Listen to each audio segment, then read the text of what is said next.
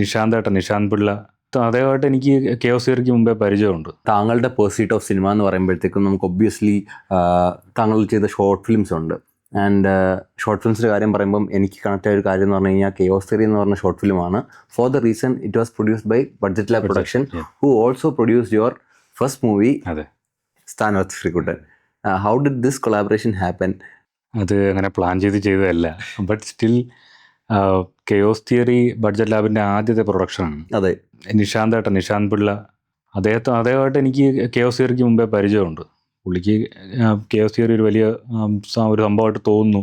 ആ ഒരു short film production കോമ്പറ്റീഷൻ്റെ വിന്നറായിട്ട് വരുന്നു.